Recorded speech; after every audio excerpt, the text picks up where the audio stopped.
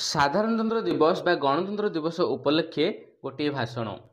ସମ୍ମାନନୀୟ ମୋର ପୂଜ୍ୟାସ୍ପଦ ଗୁରୁଜୀ, ଗୁରୁମାବୃନ୍ଦ ତଥା ଉପସ୍ଥିତ ମୋର ଛୋଟ ବଡ଼ ଭାଇ ଓ ଭଉଣୀମାନେ, ପବିତ୍ର ସାଧାରଣତନ୍ତ୍ର ଦିବସ ଉପଲକ୍ଷେ ସମସ୍ତଙ୍କୁ ମୋର ହାର୍ଦ୍ଦିକ ଶୁଭେଚ୍ଛା ଓ ଶୁଭକାମନା। ଏହି ପବିତ୍ର ଦିବସରେ ମୋତେ କିଛି କହିବାର ସୁଯୋଗ ମିଳିଥିବାରୁ ମୁଁ ନିଜକୁ ଧନ୍ୟ ମନେ କରୁଛି। ଆଜି ହେଉଛି 76ତମ ସାଧାରଣତନ୍ତ୍ର ଦିବସ।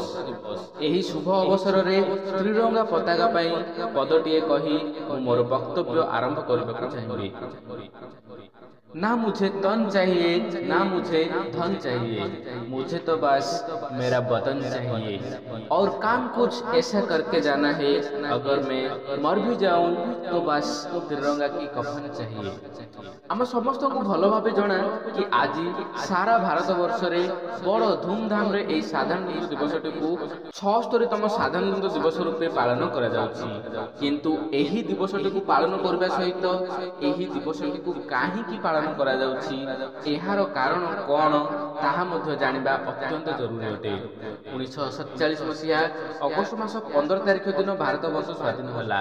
समस्त भारतवासी स्वाधीनतार स्वाद चाखिलु, किंतु सेतेबेले देशवासी निजको एक श्रृंखलार डोरी बांधिबा लागि देशरे कोनोसी आईन कानून प्रस्तुत होई नथिला। सेथिपई देशर तत्कालीन राष्ट्रपति तथा संविधान सभार अध्यक्ष डॉक्टर राजेंद्र प्रसाद संविधान निर्माण कार्य डॉक्टर बी.आर. आंबेडकर को देथिले। Doctor B R. आंबेडकर नेतृत्व में गठित कमिटी द्वारा 2 वर्ष 11 मास 18 दिन रे भारतर संविधान प्रस्तुत करागला। एही संविधान 1949 मसीहा नवेम्बर मास 26 तारिख दिन संविधान सभा द्वारा गृहीत होला एवं 1950 मसीहा जनवरी मास 26 तारिख दिन सारा देश में कार्यकारी है। प्रत्येक भारतवासी एक श्रृंखलार शासन डोरी बांधि हुई निजको निजे हाथ शासन कले।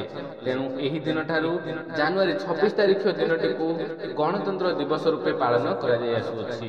आम देशर एही संविधान विश्वर सबुठु बड़ लिखित संविधान अटे, जेउथिरे प्रथमतः 395टी अनुच्छेद, 8टी अनुसूची और 22टी भाग छिला।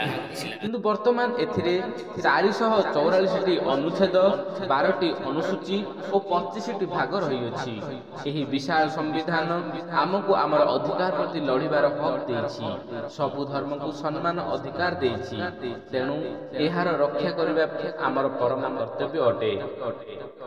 शेषरे पदटी कही मु मोर वक्तव्य शेष करिबि।